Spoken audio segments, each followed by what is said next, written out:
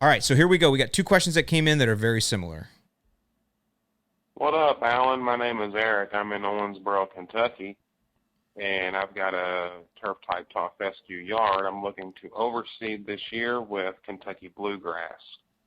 I'm wondering if I overseed maybe a week early, can I go ahead and put down my pre-emergent after the grass comes up, or do I need to mow it a couple times before I can put my pre-emergent down for the fall and over the winter? Thanks. Great question, Eric. Now, I have another one that came in. This is from Justin, and this is very similar, so I'll read his, and then I'm going to answer both questions because they're very much the same. So this is from Justin. Hi, Alan, longtime listener and viewer, and can't thank you enough for all the work that you put in creating the fantastic resources. My wife and I recently moved to Carmel, Indiana, and over the past 2 months, I've been dealing with a variety of weeds and disease in our lawn, which is primarily a blend of bluegrass and fescue. I've been rotating applications of Tenacity and Quinclorac plus 2,4-D, along with Heritage and Propiconazole, those are fungicides, and have been able to manage the aggressive crabgrass and oxalis growth. My question for you is if Tenacity is going to be my single option for pre-emergent when I aerate, level, and overseed, and sadly reseed. I'm targeting mid-September for a 45-day window unless soil temps don't cooperate. I know that any further pre-emergent I lay down will need to be 30 days roughly after seeding and healthy growth, trying to plan out my approach for a healthy soil and control of any additional weed growth after seeding.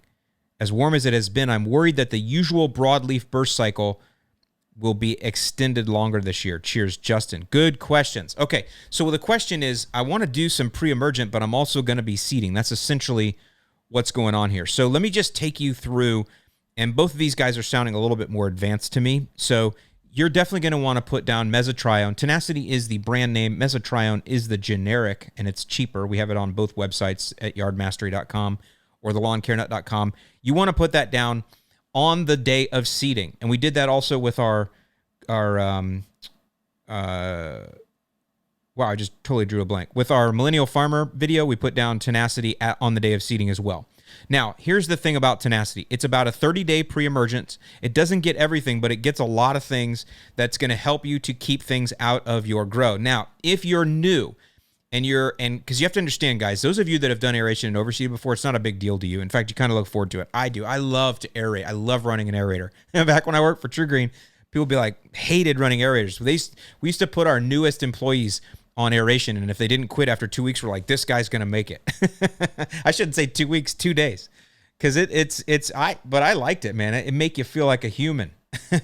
So, and I think some of you guys are that way too. So those of you that have aerated and overseeded before, it's not a big deal to you, but somebody that's never done it before, it's daunting. It's like, all right, I got to go to the store. I got to get the aerator. I only got 4 hours to get it done because that's all I paid for.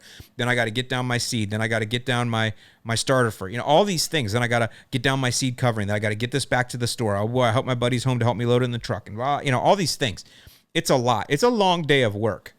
So it's daunting for a new person. So if you're new, don't add the Tenacity in. It's another step. It's more brain power that you're not going to have because you got all these other things in your head that you're concerned about, and you're just not going to want to do the mix. Just don't. Okay? The winter's going to kill most things for you, and you're going to be fine.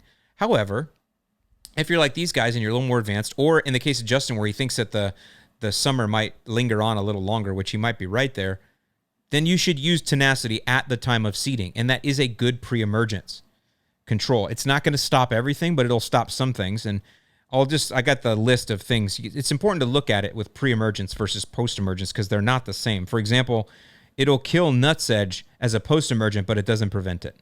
An example, okay? And you might have a lot of nutsedge coming into your grow here as you start watering more. So that's something to think about. But here's some of the things that it will stop. And I don't know if all of these even germinate in the fall. A lot of them don't. But you have to understand when you aerate and overseed, you're opening things up. So you're kind of throwing off the timing, the natural timing of things anyway. So what happens is when you aerate and you open the ground up and you throw a ton of fertilizer in, you throw a ton of water in, there's stuff under there that'll wake up and go, well, heck, I don't even know what time of year it is. I've been buried under here for a long time. But I got a lot of water and I could feel some air on my face. I can see the sunlight coming through. I'm going to go ahead and grow. I don't even know if it's the right time of year yet. It's going to grow. And that's what happens. So all kinds of junk will grow. I sound like Paul Outlaw on that. So, but that's what will happen. So all this stuff can grow. So here's what we got. Here's the things that it prevents. Pigweed, purslane, shepherd's purse, smartweed, speedwell, barnyard grass, bent grass, bluegrass, annual bluegrass. Now, annual bluegrass, it suppresses, doesn't kill it. Or it's not good, but it suppresses. And I'll tell you, some suppression of annual bluegrass is better than nothing. Okay, especially if you've made the decision where you have to aerate and overseed. We have another question coming up later about that, where somebody's got some Poa annuus, and they're wondering about that decision. But it will suppress, but not stop at all. Plantain is big right now. So that one, carpetweed, chickweed, I think that might be a fall one. Yeah, chickweed's fall. Crabgrass will be coming up all during this time. So, dandelions, some dandelions get confused. It will not stop ones, like dandelions will have this like second wind in the fall a lot of times. And it won't stop ones that are already there that already have a big tape root already grown, but it will stop new seed from germinating, which can sometimes happen. So foxtail definitely, there's a lot of others, or there's a few others, but those are the ones that it'll help to stop. So if you are going to aerate and overseed and you're more advanced, use the tenacity, use the mesotrione at the time of seeding as a way to give you 30 days of control. Okay?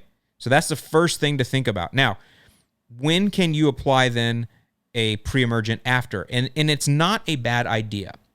Okay? After your seed grows in and things are good, if you feel like the summer is going to linger on, they call that an Indian summer. And I don't know if we're allowed to say that anymore, but I'm going to say it. That's what it's called, Indian summer, where the fall doesn't really come in like you expect and the summer is extended. The way you'll know is if soil temperatures are still hovering around 60.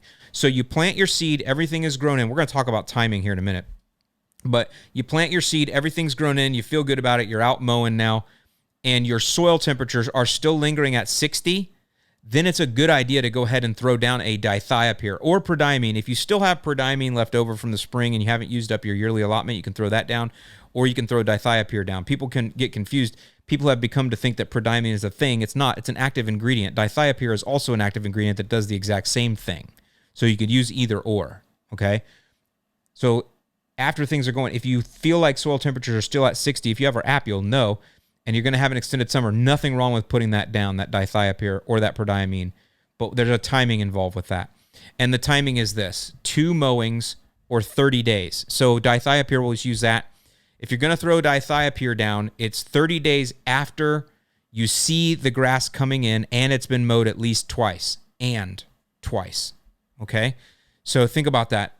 It matters if you have a blend. So if you're putting a blend of turf-type tall fescue and Kentucky bluegrass down, the turf-type tall fescue, you will see it at around day 8 to 10. You'll see it. And I'm not talking about germination. Germination happens under the ground. I'm talking about when you see it. So if you did turf-type tall fescue, you'll see it at about day 8 to 10. You'd need to wait 30 days after that and 2 mowings, okay?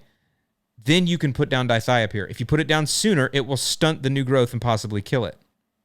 But there's something to consider there. If you're throwing a blend down that's turf-type tall fescue and Kentucky bluegrass together, the turf-type tall fescue comes in at the 8 to 10 day mark, but the Kentucky bluegrass won't come in for 21 days, and you need to use that one as your litmus test. So if your 21-day mark is Kentucky bluegrass, then you need to wait 30 days after that and 2 mowings before you put down a pre-emergent. So that's something to think about. You don't want to kill half of your seed if you have that blend in there. Okay, and that's where we get into the fact that maybe in Carmel they're far enough south, but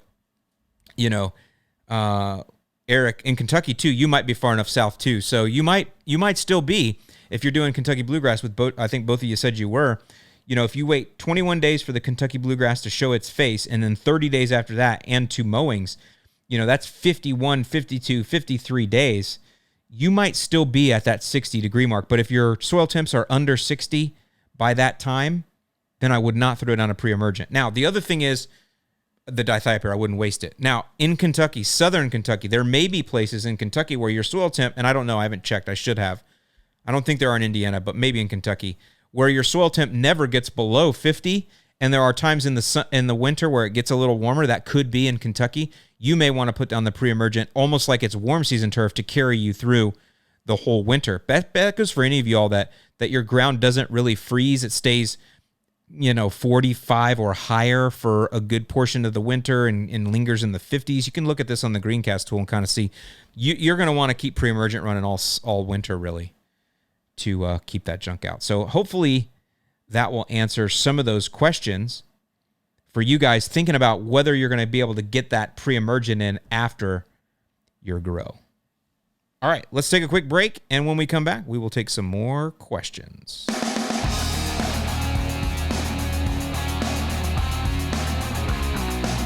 You're listening to Lawns Across America. Alan Hain, the Lawn Care Nut, hosting. This is Lawns Across America, episode 35. If you want to be on the podcast, don't forget, call in 833-LCN-TIPS, 833-LCN-TIPS. Leave us a message, and if we can answer it, we will on the podcast. Also, don't forget to visit our websites, yardmastery.com, where we bring small companies to light for DIYers. Everything we do there is DIY first. That's yardmastery.com. Lots of new companies being added there. Often as we can, lots more in the pipeline. If you're a DIYer and you want to have access to products that the big boxes shut out, yardmastery.com is the place to get them.